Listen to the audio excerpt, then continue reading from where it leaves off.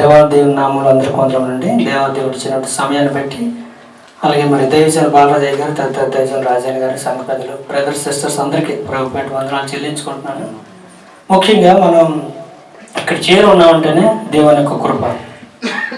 దేనికైతే మనం అర్హులం కాదో, దేనికైతే మనం యోగ్యులం కాదో, అటువంటి ఆ యొక్క పరిస్థితుల్లో దేవుడు మనల్ని ఏర్పరిచి మనల్ని ఎన్నుకున్నటువంటి విధానాన్ని బట్టే మన దేవుని కృపగా మనం భావిస్తూ ఉంటాం.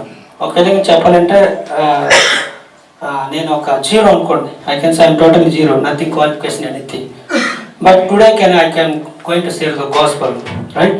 దేవుని కృపను బట్టి నేను ఒక దేవుడి మాట నేను చెప్పగలుగుతున్నాను అంటే కేవలం ఆయన కృప. ఆ యొక్క కృప అనే అంశం మీద మనం ఈరోజు ధ్యానించుకుందాం. దయచేసి 2 కొరింథీయులకు రాసిన పత్రిక 12వ అధ్యాయం 8-9 వచనాలు ఒకసారి చూసుకుందాం.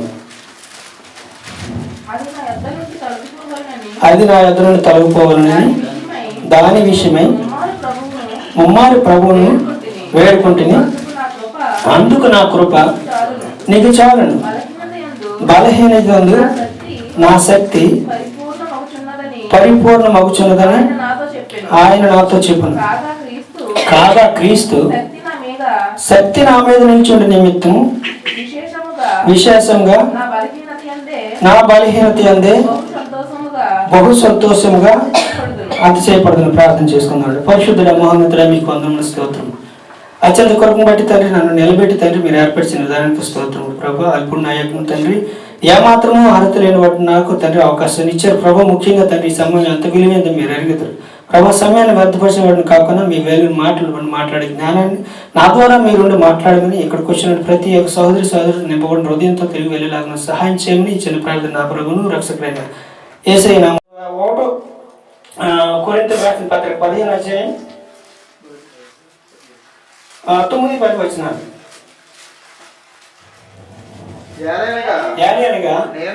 నేను అపోస్తలులందరిలో గొప్పవాడు, తక్కువవాడిని. దేవుడి సంఘమును హింసించినందున అపోస్తలు అనబడుటకు యోగ్యుడిని కాదు. అయినను నేనేమై ఉన్నానో దేవుని కృపలనే అయి ఉన్నాను. చాలు. ఇప్పుడు ఏమై ఉన్నానో దేవుని కృపలనే ఉన్నానని చెప్పి ఆయన చెప్తున్నాడు. యాక్చువల్గా మనం అనుకోవచ్చు ఆ దేవుడు మనకి సహాయం చేయడం లేదు, మనకి ఇబ్బంది పెట్టలేదు. ఎప్పుడు కూడా ఆయన మనల్ని విడిచిపెట్టే దేవుడుగా మరి కాదండి. ఒక విధంగా మనం చూసుకోవాలనుకుంటే ఒక ఉదాహరణ మనం అనుకుందాం. ఆయన కృప ఎంత గొప్పదంటే, సపోజ్ ఒక వ్యక్తిని కొత్త ప్రాంతానికి వెళ్ళినప్పుడు మనం అడుగుతాం, ఒక అడ్రస్ అడుగుతాం. ఎక్కడికి వెళ్ళి సపోజ్ అర్థమైన మా రాజన్ గారు వైజాగ్ వచ్చారు రేపు పొద్దున, అక్కడ ఒక ఏంటది ఒక జిల్లా పరిషత్ ఆఫీస్కి వెళ్ళాలనుకునేటప్పుడు సరే స్టేషన్ నుంచి దిగుతారు. ఆ దిగినప్పుడు ఒక ఆయన చెప్తాడు, బాబు నేరుగా మీరు కాంప్లెక్స్కి వెళ్ళి బస్సు పట్టుకోండి, అక్కడి నుంచి కాంప్లెక్స్ నుంచి నేరుగా జగదాంబ వెళ్ళి పట్టుకోండి, అక్కడి నుంచి మళ్ళీ జగదాంబ నుంచి టర్న్ అయ్యి కేజీ సైడ్ వెళ్ళండి, మళ్ళీ అక్కడి నుంచి కలెక్టర్ ఆఫీస్ వస్తుంది, అక్కడి నుంచి దిగి వాకబుల్ డిస్టెన్స్ అంటే 2-3 రోజులు దాటిన తర్వాత అమెరికన్ హాస్పిటల్ దాని ఆపోజిట్లో జిల్లా పరిషత్. సో ఇప్పుడు నేను చెప్పిన అడ్రస్ ఎంతమంది గుర్తుందో మరి నాకు తెలియదుగా, నేనైతే వెంటనే మర్చిపోతాను, బాగా మతిమార్పు అనమాట. సో అటువంటి పరిస్థితులు అదే వ్యక్తి లెసన్ కేర్ఫుల్, అదే వ్యక్తి మన దగ్గరికి వచ్చి, బాబు ఒక పని చేద్దాం, సో మీ అంతలో మీరు వెళ్ళాలంటే రైట్, మీ అంతలో మీరు వెళ్ళి ఆ యొక్క అడ్రస్ని తెలుసుకోవాలంటే చాలా కష్టమైన పని. సో మీతో పాటు నేను ఉంటాను, వచ్చేసి మీకు ఆ అడ్రస్ని చూపిస్తాను, లేదంటే మీరు చేరవలసిన గమ్యానికి నేను చేరుస్తానని చెప్పి ఆ మనిషి అన్నాడు అనుకోండి. అది ఎంత ధన్యకరండి. That is our God grace my dear brothers and sisters in Jesus name. Hallelujah. అది దేవుని యొక్క గొప్పతనం అండి. మనకి ఈ యొక్క ఎడుతోడుకులు ఇబ్బందులు కన్నీళ్ళు కష్టాలు ఉంటున్నాయంటే ఏళ్ళ తరబడి మనం చేసిన సరే ప్రార్థన మనకి లేదు అంటే ఇప్పుడు పౌలు గారు చెప్పలేదు. ఆయన డైరెక్ట్గా నీకు ఉన్నట్టు బాగా ఆయన అంతలా జీవించిన వ్యక్తి, సాధారణమైన వ్యక్తి కాదు పౌలు గారు అంటే మనందరికి తెలిసిందే. సో ఆయనగా ముళ్ళు తీయబడలేదు అక్కడ. నా కృప నీకు చాలా అడిగా దేవుడు సరాసరి తీసేసాను, క్లియర్ అయిపోయింది పౌలు అని చెప్పి అనలేదు.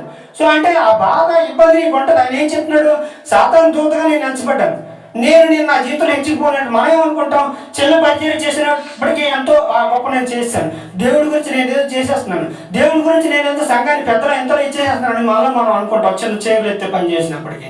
ఇక్కడ పౌలు గారు ఏం సాక్ష్యం చెప్తున్నారండి, నేనేమైనా ఆయన బాధలోని శ్రమలో నుండి కూడా ఆయన కృపలో ఉన్నాను అంటున్నాడు. ఎన్నో బాగా అనిపిస్తున్నాడు అనమాట. హతశాస్త్రి అయినటువంటి మరి ఆయన కూడా ఇటువంటి విధంగా చెప్తూ ఉన్నాడు. మరి ఇంకా మనం చూసుకున్నట్టయితే ఆ యొక్క మోసంలో ఉన్నటువంటి ప్రజల గురించి ఆయన సాక్ష్యం చెప్తా ఉన్నారు.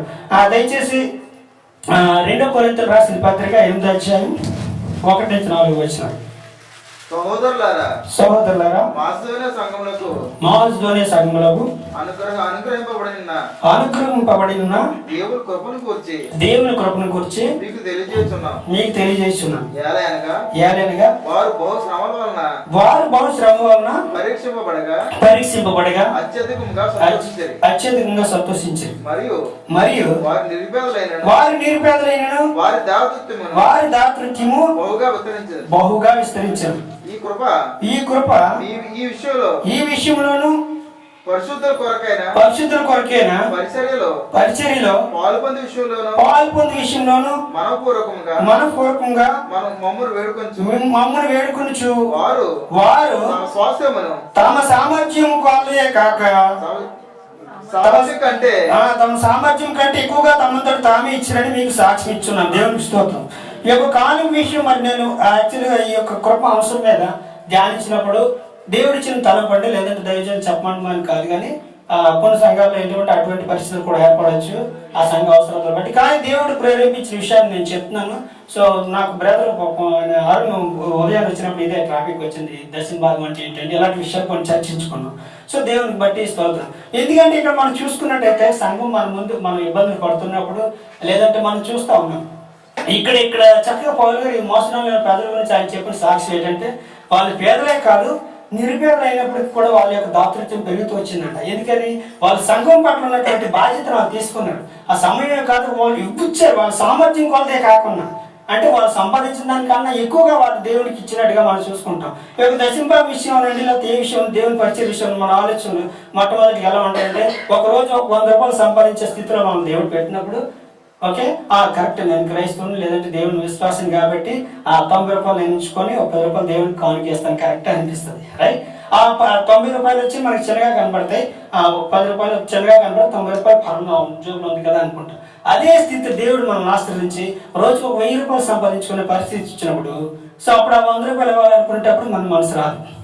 సో 180% క్రైస్తవుల్లో జరుగుతున్న సంఘర్షణ ఇది. అందులో నేను అలాంటి వాడిని అనుకుందాం. సో అటువంటి పరిస్థితుల్లో దేవుడు మనకి ఇచ్చాల్సిన పరిస్థితిని మనం గమనించినట్టయితే ఇక్కడ నిరుపేదలను రాస్తుందండి. వాళ్ళేం డబ్బుగా వాళ్ళు కాదు. చాలా మందిని పరీక్షించున్నట్టయితే డబ్బుగా వాళ్ళు ఎక్కువగా దేవుని సన్నిధికి ఇవ్వలేదు. లేనివాడు వాడికి, ఎందుకంటే ఆ పరిస్థితుల్లో మనం ఉన్నప్పుడు మనం అనుకుంటే కానీ ఆయన ఆరోగ్యాన్ని ఇచ్చి జీవితాన్ని ఇచ్చి మనకు ఒక జాబ్ని ఇచ్చి నిలబెట్టారంటే దేవుని కృప కదా. ఆయన ఏమనుకోని నువ్వు నాకు 90% ఇచ్చేవయ్యా, నువ్వు 10% ఉంచుకొని దేవుడు చెప్పలేదు. నీ అవసరతకు, నీ ఇబ్బందులకి, నీ అవసరాలకు 90% సరిపోతుంది, సఫిషియెంట్. కానీ మనం ఏం చేస్తామంటే మనం ఏమనుకుంటాం, మనకి అవిశ్వాసం అనమాట. సో అటువంటిప్పుడు నీ భార్య పరిస్థితులు బాగోపోయినా, నీ పిల్లలు చదువులు అవనియు, లేదంటే పిల్లల యొక్క వివాహాలు అవనియు, లేదంటే వాళ్ళ ఏదైనప్పటికీ మనకు అవసరాలు అవనాయంటే దేవుడికి వచ్చిన మనం జ్ఞాపకం చేసుకుంటాడు అప్పుడు. ఎందుకంటే ఇప్పుడు మనం అన్ని కూడా బాధ్యతగా స్వీకరిస్తాం. ఏమని, పిల్లలు చదివించుకోవాలి, లేదంటే మనం వివాహం చేసుకోవాలి, తల్లిదండ్రులు అన్నం పెట్టాలి, ఇల్లు కట్టుకోవాలి, ఇవన్నీ చేస్తాం. ఇప్పుడు మనం ఎలాంటి పరిస్థితులు ఉంటున్నాం, ఇల్లు బాగుంది ఎవడో చక్కగా పట్టుకుంటే దేవుడు గ్రహించినప్పటికీ దాన్ని మళ్ళీ ఎరగొట్టేసేసి మోడిఫికేషన్ చేయాలి, రైట్. ఉన్న ఇల్లు కూడా సరిపోకుండా మనకి మనం ఉన్న పాతింట్లో కూడా మన జీవన విధానం సాగించవచ్చు. ఓకే, ఇంకా బైచాన్స్ షాపింగ్కి వెళ్ళినా సరే ఆఫ్ అయిపోయమని అదని ఇదని అనవసరమైన విషయాలు కూడా 400-500 రియాలు కూడా ఖర్చు పెట్టే పరిస్థితులు మనం చూస్తాం. దేవుని యొక్క విషయంలో అవును కళ్ళ ముందు నా సంఘం ఇలా ఆగిపోకూడదు, దేవుని పరిచయం సాగాలి, ఇదంతటిది నా బాధ్యత అనుకుని ముందుకు వచ్చి మనం ఎంతవరకు ముందుకు ఉంటున్నామో ఒకసారి మనం పరీక్షించుకుందాం. ఎందుకంటే మన సంఘం ఎన్నో చోట్ల మనం చూస్తున్నాం, కట్టడాలు ఆగిపోయి, దేవుని సంఘాలు ఆగిపోయాయంటే ప్రజల్లో ఈ యొక్క చైతన్యం లేకపోవడం వల్ల ఏమండి. సో దయచేసి ఈ విషయాన్ని గమనించుకోండి. అంటే మనం పాటించినప్పుడు మనం చూస్తాం చాలా దేవుని కృపను పొందుకున్న వాళ్ళు ఏళ్ళ తరబడి ఫ్యామిలీతో పాటు దేశాల్లో ఉంటున్నారంటే వాళ్ళు దేవుని కృపను వాళ్ళు పొందుకున్నారు. సో వాళ్ళకు అనుగుణంగా దేవుని వాక్యానుసారం అవనండి, లేదంటే ఆ కానుకల విషయం అనండి, లేదంటే ఆ సమయం విషయం అనండి, వాళ్ళు దేవుని సమర్పిస్తూ దేవుని వెంబడిస్తున్నారు కాబట్టి వాళ్ళు దీర్ఘంగా ఉండగలుగుతున్నారు. సో అలాగని చెప్పేసి బ్రదర్ కానుక ఇస్తే సరిపోతుందా, నేను ఆత్మానుసారి జీవిత విధానం లేదంటే అదేం చెప్పలేదు దేవుడు. ఏమిటి, పాపాన్ని క్షమించే దేవుడు కానీ పాపాన్ని సమర్థించే దేవుడు మాత్రం కాదు. అది కూడా మనం జ్ఞాపకం చేసుకోవాలి. నీ సోదరునికి నీకు మనస్పర్ధ వల్ల ఆ కానుకలు సమూహపోతే విడిచిపెట్టి వెళ్ళి ఆ సరి చేసుకొని దేవుడు కానుక సమర్పించమన్నాడు. సో కానుకని ముఖ్యమైన కాదు, సమయం కూడా చాలా విలువైనది. వాళ్ళు ఇక్కడ సమయాన్ని కూడా ఇచ్చినట్టుగా దేవుడు మరి రాస్తుంది. ఒక విధంగా మనం చూసినట్టు ఇంకా భక్తులు అంటూ ఉన్నాడు, దయచేసి నాతో పాటు సహకరించండి. ఆ యొక్క కృప ఎంత గొప్పది అంటే, శ్రమలలో బహు శ్రమలలో ఆదరణ కలిగించును, వాక్యమై కృపావాక్యమై నన్ను వీడని అనుబంధమై శ్రమలలో బహు శ్రమలలో ఆదరణ కలిగించెను. వాక్యమై కృపావాక్యమై నన్ను వీడని అనుబంధమై నీ మాటలే జలరాశులై సంతృప్తినిచ్చెను. నీ మాటలే ఔషధములై గాయములు కట్టెను. నీ మాటే రాజులకే మహారాజు కృప చూపే దేవుడవు నడిపించే నజరేయుడా కాపాడే కాపరివి నా నీతి సూర్యుడా భూమిలేడు యేసయ్యా సరిపోల్చలేను నీతో కనులైన వారిని. ప్రైజ్ ది లార్డ్, హల్లెలూయా. ఆయన కృపతో కానీ ఆయన యొక్క ఆశీర్వాదాలతో కానీ ఎవరిని కూడా ఈ లోకంలో మనం పోల్చలేమండి. ఇంకా మనం చూసుకున్నట్టయితే దావీదు గారి యొక్క జీవిత విధానమే మనకి ఆయన యొక్క కృపకు గొప్ప నిదర్శనం కనబడుతుంది. 84వ భక్తి కీర్తన 94వ భక్తి కీర్తన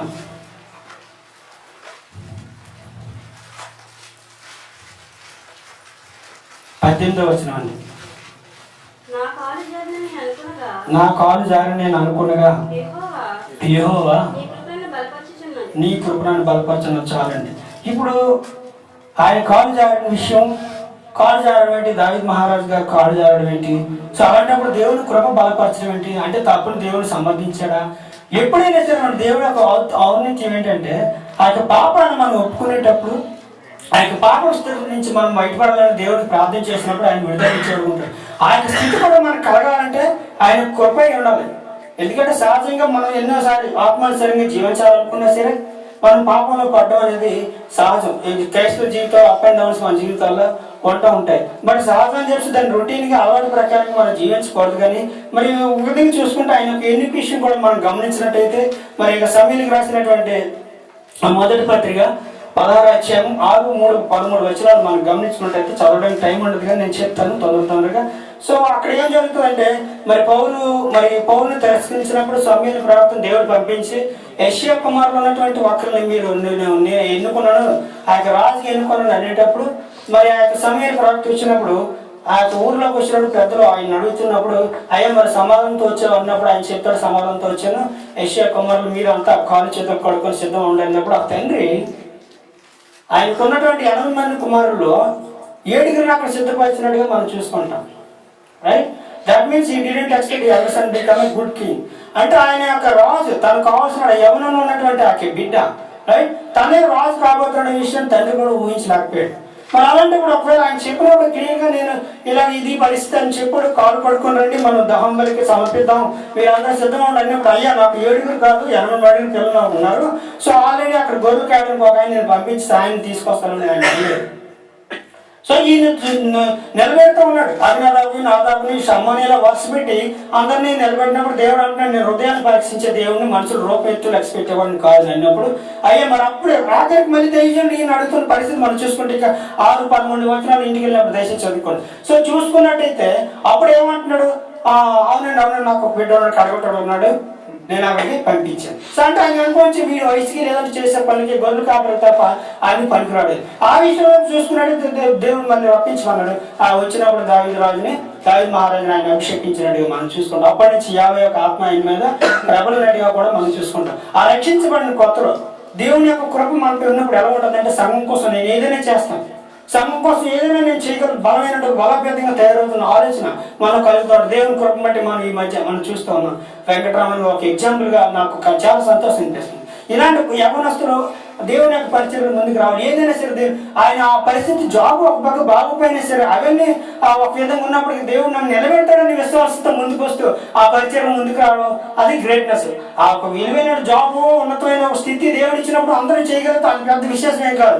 ఆ యొక్క జాబ్లోనే ఆ యొక్క పనిపాట్లోనే ఆ యొక్క ఇబ్బందుల్లోనే కష్టతరం ఉన్నప్పుడు కూడా దేవుడి కోసం ముందుకు వస్తుంది కదా, అది దేవుడు మనం చూసేది అనమాట. అదే చూసుకుంటే మరి ఆయన యుద్ధ సమయంలో మనం చూసుకుంటే గొలియాతును సంబంధించిన విషయం కూడా మనం గమనించినట్టయితే ఆ సమయంలో రాసినటువంటి పత్రిక 17:45-46 సమయం ఉన్నప్పుడు ఇంటికి వెళ్ళి చదువుకోండి దయచేసి. సో రెఫరెన్స్లు చెప్పేస్తాం, ఎందుకంటే అక్కడ కూడా ఆ యుద్ధం చేయాలని ఆలోచనతో వెళ్ళలేదు. రైట్, అన్నదమ్ములకు నువ్వు పరామర్శించరావని తండ్రి చెప్పినప్పుడు వెళ్ళాడు. అక్కడ పరిస్థితులు చూస్తే గొలియాత్ అనేటువంటి ఆ యొక్క సూర్యుడు మరి ఆ యొక్క ఫిలిస్తీన్లకు చెందినటువంటి వాడు సవాల్ చేస్తూ ఉన్నాడు. రాక్షస రూపం కలిగిన వ్యక్తి సవాల్ చేస్తూ మీరు అందరూ నాకు బానిసలు అవ్వడం లేదంటే నన్ను ఓడించినాడు ఎవరైనా రావాలన్నప్పుడు ఆ యొక్క దావీదు మహారాజు అక్కడికి వెళ్ళే మాటలు ఆలకిస్తున్నాడు. ఇది యవనస్తుడు, చిన్నపిల్లాడు అయినప్పటికీ దేవుడి యొక్క నామం పేరటి వీడు ఆపాటివాడు, సన్నిధి సంస్కారం లేనివాడు, లేదంటే నా యొక్క ఇశ్రాయేలు ప్రజలు కానీ లేదంటే దేవాదేవుని దూషించేవాడు అన్నట్టుగా ఆయన కోపం అవుతున్నాడు. అన్నదమ్ములు వెనక్కి లాగాలని చూస్తున్నారు. వాళ్ళేరా నీ ఆలోచన నీ విధానం నాకు తెలుసు, నీ మనసులో అంటే కుళ్ళు మాకు తెలుసు, నువ్వు ఎందుకు వచ్చి మాకు తెలుసు అని వాళ్ళని వెనక్కి లాగాలని ప్రయత్నం. ఎలా ఉంటుందంటే సంఘంలో ఏదైనా చిన్న పరిచయం చేయాలి వచ్చినప్పుడు వాళ్ళు చేయరు సరికదా చేసే వాళ్ళు వెనక్కి లాగే పరిస్థితులు కూడా మనం ఎన్నో రకాలుగా చూస్తూ ఉంటాం. అటువంటి పరిస్థితులు అడుగురు ఎవరు ఏం చెప్పినా ఏమనుకున్నా దేవుడి ముఖం చూసి ముందుకెళ్ళడానికి వచ్చేవాడే నిజమైనటువంటి ఆ యొక్క క్రీస్తు ప్రేమికుడుగా మారుతాడు. ప్రియ సోదర సోదరులారా, మరి ఆయన భార్య ఆ యొక్క దివ్య చిన్న వయసు అయినప్పటికీ అతను బాధ కలుగుతూ ఉంది. ఆ దేశాన్ని తోలనాటం మరి చూసి నేను వీడిని చంపుతాను, నాకు అవకాశం ఏంటి అన్నట్టుగా మరి అందరితో 4 రైతులు అనంత పాటు సౌలు గారు ఏదో పరిస్థితి సౌలు గారు ఎదురుకి వెళ్ళడం ఆ సౌలు గారు మరి పిలిపించి ఆయనకి వస్త్రాభరణాలు అన్ని ఇచ్చినప్పుడు బాబు నా వల్ల కరిగేవం కాదని అప్పుడు ఆ చిన్న ఒడిసెను తీసుకొని వెళ్ళి దావీదుని సంహరించినట్టుగా చూసుకుంటాం. మరి పసిబాలినట్టు దావీదు అది సాధ్యమైన అంత అనేక మంది పెద్ద పెద్ద దైవజనులు విశ్లేషకులు వారు కాన్సర్ ఏంటంటే దేవో దీత ఆ యొక్క గొలియాతుని మొత్తడం వల్ల పడిపోయిన తర్వాత ఈ కత్తితో పొడిచినట్టుగా వాళ్ళు భావిస్తూ ఉంటారు. అది వాస్తవం, ఎందుకంటే దేవుని పేట మనం నిలిచినప్పుడు మనం ఎవరైనా సరే ఎంతటి వారైనా సరే చిన్నవారైనా పెద్దవారైనా లేదంటే ఎక్కడికి సంబంధించిన వాళ్ళు ఎటువంటి వారైనా సరే కానీ దేవుడు ఆయన కృప ఉంటే ఖచ్చితంగా అది సాధ్యమవుతుంది అనమాట. అదే దావీదు గారి విషయంలో జరిగింది. అన్నదమ్ములు అక్కడ యుద్ధం కోసం వెళ్ళారు, తండ్రి ఊహించాడు ఈ పెద్ద పని వాళ్ళని వాళ్ళు పంపించండి అలాగా. సో ముగ్గురు వెళ్ళారు, ఉపయోగం లేదు. ఈ సౌలు గారు కూడా చేతులు ఎత్తేసారు. కానీ ఈ పిల్లడు యుద్ధం చేయాలని తర్వాత అక్కడికి వెళ్ళలేదు. అక్కడ పరిస్థితులు గమనించినప్పుడు ఆయన చూశాడు దేవుని పరిచయం, ఓకే దానికోసం ముందుకు వెళ్తానని ఒక ఆలోచనతో ఆయన సంహరించినట్టుగా మనం చూసుకుంటూ ఉంటాం. మరి ఇంతమంది చూస్తే మరి ఆయన పాపంలో పడడానికి కారణం ఏంటో ఒకసారి మనం చూసుకుంటాం. దయచేసి 2 సమయాలు 11:1-2 వచ్చిన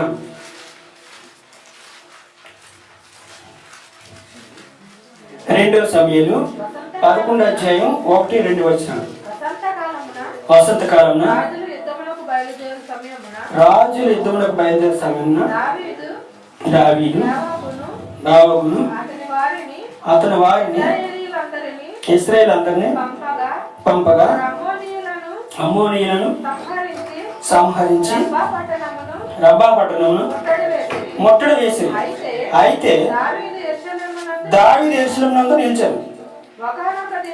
ఒకానొక దినమున ప్రొద్దుగుంకు వేళ దావీదు పడక మీద నుండి లేచి రాజనగరి మిద్ది మీద నడుచుచు పైనుండి చూచుచుండగా స్నానం చేయ ఒక స్త్రీ కనబడింది. చాలండి. ఇప్పుడు మనం ఆయన చేసినటువంటి పాపాన్ని ఆయన బోధతో చూసి లేదంటే దాన్ని వివరించుకునే పని మనది కాదు, కానీ ఆ పాపంలో పడడానికి కారణాలు మాత్రం మనం చూసుకోవాలి. ఇక్కడ మొదటి వచనంలో చక్కగా ఏమని రాస్తుంది, వసంతకాలం అంట, యుద్ధాల సమయం అంట, యుద్ధానికి వెళ్ళవలసిన సమయం. అయితే అయినప్పుడే సమస్య అంతా మొదలవుతుంటుంది. రాజుగారు ఏం చేయాలి, యుద్ధానికి వెళ్ళాలి. యుద్ధానికి వెళ్ళకుండా ఆ యొక్క సందర్భంలో ఆయన ఉండిపోయాడు. ఆయన సైన్యం అంతా మమ్మల్ని అక్కడ యుద్ధం చేస్తుంది. ఆ యొక్క పరిస్థితుల్లో అక్కడ చూడకుండా మన క్రైస్తవ జీవితంలో కూడా పాపానికి లోబడిన సమయాలు ఎలా ఉంటాయి అంటే సమయానుసారంగా మనం లేకపోవడం, లేదంటే ఉండవలసిన పరిస్థితుల్లో ఉండకుండా జీవించాలన్నటువంటి పరిస్థితుల్లో జీవించుకున్నా అటువంటి పరిస్థితుల్లో పాపానికి మనం ముందుకు వెళ్ళడానికి ప్రయత్నం అవుతూ ఉంటుంది. వీడు ఊరుకుంటాడా, ఎప్పుడు మీద పక్కన ఉన్నాడు, బాబు నువ్వు యుద్ధాన్ని మానేసేసి అక్కడ పరిచారం చేస్తే ఏం కనబడుతుంది, పక్కన ఒక స్త్రీ స్నానం చేస్తుంది చూడయ్యా అన్నప్పుడు అది చూసి పాపంలో పడడానికి రాజుగారు తలుచుకుంటే దెబ్బలు కొరవే ఉంది. ఇంకా ఆయన తలుచుకుంటే ఎవరైనా ఏ స్త్రీ అయినా సరే ఎక్కడైనా సరే ఆయన పాపం చేయడానికి చాలా సులువుతారు. సో అటువంటి పరిస్థితుల్లో పాపంలో పడినాడు. దానికి తగ్గట్టుగా మరి దేవుడు శిక్షించలేదా? శిక్షించాడు. అది ఆయన కృప అని చెప్పి కూడా ఆయన సాక్ష్యం చెప్తున్నాడు. ఈ రోజు కూడా మనం చక్కగా వివరించారు దైవజనులు చదువుకున్నాం అందరూ కూడా. అంటే దేవుడు శిక్షించాడు. కత్తి పట్టుకు ఆయన బ్రతుకున్నంత వరకు కత్తి ఆయన విడిచిపెట్టలేదు. తన కుమారులే దానికి విరుద్ధంగా మారిపోయారు. విడిచిపెట్టలేదు దేవుడు. ఈ లోకాన్ని మనం అనుకోవచ్చు, ఒకవేళ ఈ రోజు నేను పాపం చేసిన సరే బ్రతికిపోయాను, లేదంటే ఆ దేవుడికి క్షమించిన నథింగ్. ఈ లోకానుసారం కూడా దానికి శిక్ష ఉంది, పరలోకంలో కూడా దానికి శిక్ష ఉంది. శిక్ష మనం ఎవరైనా చిన్న పెద్ద ఎవరైనా సరే మనం భరించాల్సిందే. ముఖ్యంగా మనం ఏమనుకుంటాం, సంఘం వల్ల పరిచర్ల కోసం బ్రదర్ సిస్టర్ యొక్క రిలేషన్స్ మన ముందుకు రావడం తప్పలేదు. బట్ ఆ యొక్క ఫ్రెండ్షిప్ని లేదంటే ఆ యొక్క పరిస్థితుల్ని దేవుని పరిచర్య కోసం వినియోగించుకోవాలని మిస్టేక్ చేసుకోకూడదు. ఎప్పుడు కూడా అవకాశం, మంచి అవకాశం విదేశాల్లో దేవుని పరిచయం చేసే భాగ్యం కలిగిందంటే చాలా మంచిది మనకి. ఆ యొక్క సందర్భానుసారి ఇచ్చినప్పుడు ఒకళ్ళు ఎవరో బ్రదరో సిస్టర్ ఎవరైనా ఈవెన్ మేబీ ఎవరైనా సరే ఎప్పుడు సిస్టర్స్ లేకపోతే బ్రదర్స్ అని కాదు, అటువంటి ఆలోచనతో జీవించినప్పుడు ఆ వ్యక్తితో మనం సూటిగా మనం మాట్లాడవచ్చు. ఎవరైనా మనం అటువంటి పరిస్థితులు ఏదైనా ప్రస్తుతంలో తీసుకెళ్లాలని ప్రయత్నం చేసినప్పుడు, బ్రదర్ మీలో నేను ఎంతో ఉన్నతమైనటువంటి ఆలోచనతో నేను కలిగి ఉన్నాను, రైట్, అటువంటి ఆలోచన సహోదరి నాకు అటువంటి ఆలోచనతో నాకు లేదు. యాక్చువల్లీ అటువంటి మనస్తత్వం నాకు లేదు. ఇది దేవుని సంఘం. మనం ముందుకి ఆత్మానుసారంగా వెళ్ళినప్పుడు దేవుని యొక్క సంఘం కూడా ముందుకు ఆత్మానుసారంగా నడిపించగలుగుతుంది. సో అలాగే చెప్పి అక్కడ we can avoid them, right. అక్కడి నుంచి చెప్పి అక్కడి నుంచి స్టార్ట్ చేసి సో ఆ వ్యక్తిని మీలో ఇంకా పరిచయం నేను బలంగా చూడాలనుకో. ఎందుకంటే ఆత్మ భ్రష్టత్వంలోకి వెళ్ళిపోయినా సరే ఆ దౌర్భాగ్య పరిస్థితి కూడా ఆ తప్పు కూడా మంద అవుతుంది. ఎందుకు మన కళ్ళ ముందు ఎంతో ఆత్మానుసారంగా ఎదురున్నాడు సహోదరుడు ఇలా జరుగుతూ ఉంది. ఎందుకు ఈ యొక్క పరిస్థితి సైతాన్ని ఎందుకు సోదరులు ఈయన పడ్డాడు, ఈమె ఎందుకు పడింది అనే విషయంతో మనం వాళ్ళ గురించి ఆలోచించుకుని వాళ్ళ కోసం ప్రార్థన చేయ బదులు వాళ్ళకి చెప్పాలి, బ్రదర్ నేను ఇంకా ఆత్మానుసారంగా చూడాలనుకుంటున్నాను, దయచేసి ఇక్కడతో మనం మర్చిపోవాలి ఈ విషయాన్ని. మరి అంతేగాని స్ప్రెడ్ చేసి 10 మందికి తెలియపరిచి నేనేదో నీతి మంత్రుని లేకపోతే నీతి మంత్రులను అనేక మంది తెలియపరచుకొని వాళ్ళు మళ్ళీ దేవుని సన్నిధికి దూరం అయ్యి అక్కడి నుంచి మరొక 4-5 డిస్టర్బ్ అయ్యి దేవుని సంఘం ఇటువంటి భ్రష్టత్వంలో సంఘాన్ని నడిపించుకొని ఉండాలంటే మనం మార్చే పరిస్థితి కూడా మనం తీసుకురావచ్చండి. బ్రదర్ నేను చక్కగా మీరు దేవుడు మంచిలో మీరు ఎదగాలి. ఇంకా ఇంకా ఇంకా అనేక పరిచయాలు మనపై దేవుడిని పెట్టాడు. వంట పరిచయం ఉంది, ఏదైనా వాడికి ఏదైనప్పటికీ చాలా అయ్యగారు కోరుకునేటప్పుడే ఆయన అదే ఎవరు లేదంటే క్రీస్తు వారు సాహసం నుంచి నలుగురు మంచిగా తయారవ్వాలి. సో అలాగే నలుగురు రక్షించబడాలి, అది నేను కోరుకున్నదని ఎన్నోసార్లు దైవజనులు రాజన్ గారు అవనండి, సంఘ పెద్దలు వీళ్ళంతా ప్రయాస ఇదే. దాన్ని బట్టి మనం గమనించుకోండి. ఓకే బాగుంది బ్రదర్. సో నేను దేవుని కృపకు పాత్రను అవ్వాలని నేను ఆశపడతా ఉన్నాను. దేవుని యొక్క పరిచయంలో ముందుకు రావాలని నేను అనుకుంటా ఉన్నాను. దేవునికి సమయాన్ని ఇవ్వడమే కాదు, ఆ యొక్క ధనాన్ని ఇవ్వడమే కాదు, నా కళ్ళ ముందు దేవుని పరిచయం జరుగుతూ ఉంటాయి. ఇంకా ఏదైనా సరే చేయాలని ఆలోచిస్తూ ఉన్నాను. సమయం దేవుడి కథల దోహదేశం నుంచి కొన్నాళ్ళైనా నెలైనా 2 నెలలైనా సరే దేవునికి ఇష్టంగా జీవించాలని ఆశపడుతున్నాను. మరి ఆయన కృపను ఎలా పొందుకుంటామండి? ఓకే అని అడిగితే మనం చూసుకుందాం. 3 విషయాల్లో మనం ధ్యానించుకోవాలి. ఇక క్రైస్తవ జీవితంలో ఎప్పుడు కూడా ఒక డాక్టర్ దగ్గరికి మనం వెళ్తే రోగం కోసం ఆయన ఏం చెప్తారు, ఈ రోజుల్లో నీళ్ళు తాగడం ఎక్కువగా అంటారు. అలాగే క్రైస్తవ జీవితానికి ఏంటంటే ఏ సమస్య వచ్చినా సరే ప్రార్థన ప్రార్థన ప్రార్థన. దయచేసి రోమీయులకు రాసిన పత్రిక 10వ అధ్యాయం చూడండి ఒకసారి.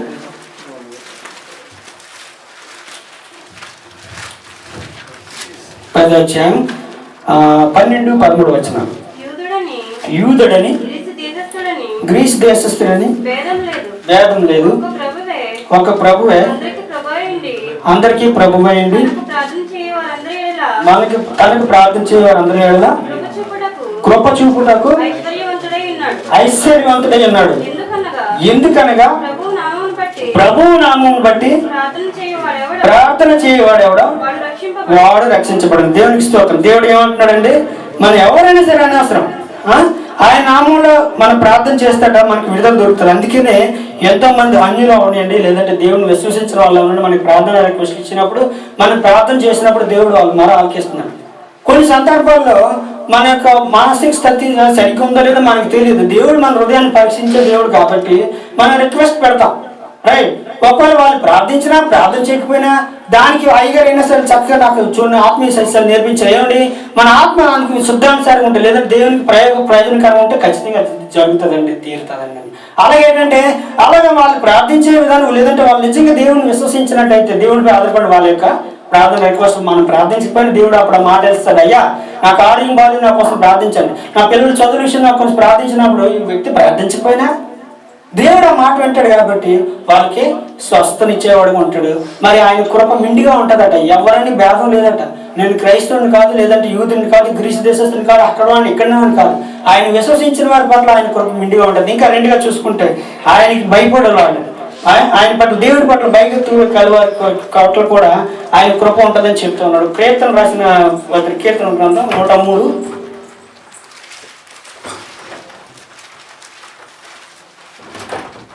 103:11 వచనము. భూమి కంటే ఆకాశము ఎంత ఉన్నతంగా ఉన్నదో ఆయన యందు భయభక్తులు కలవాడి ఆయన కృప అంత అధికం ఉండాలి. ఎలా ఉందండి?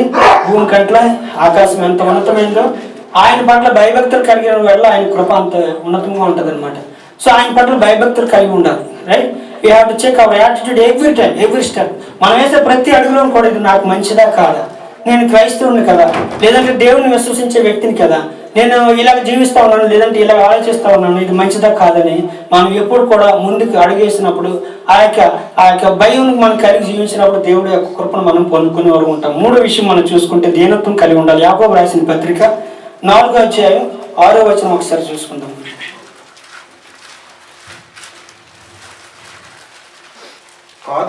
కాదు గాని ఆయన ఎక్కువ కృపనిచ్చెను.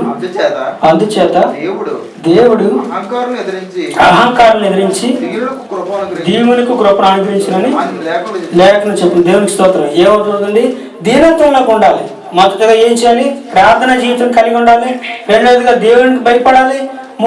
మూడోదిగా దీనత్వం కలిగి ఉంటే ఈ యొక్క కృప అనేది మనం పొందుకుంటాం. దీనత్వం అంటే ఏంటి? మనం తగ్గించుకోవాలి. నేను ఈ పెద్ద చిన్న అనేటువంటి తారతమ్యం చూపించకూడదు.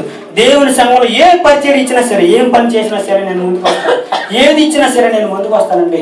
దేవుని కోసం ఏమైనా సరే నేను చేయడానికి సిద్ధంగా ఉన్నానండి. అది చిన్న పైనైనా పెద్ద పైనైనా, పెద్ద ఆలోచన ఏదైనప్పటికీ నా వల్ల అవుతుందండి అన్నిటి. ఈరోజు వాక్యం చెప్పడానికి పిలిచినంత మాత్రాన్ని కాదు, లేదంటే రేపొద్దున 4 కుర్చీలు అర్థమైనప్పుడు కాదు, కానీ ఏ పని చేయనా సరే నేను ముందుకు వస్తానండి. మరి ఆయన కృపను మనం పొందుకోవాలని ఆశించినప్పుడు ప్రార్థనా జీవితం కలిగి ఉండాలి.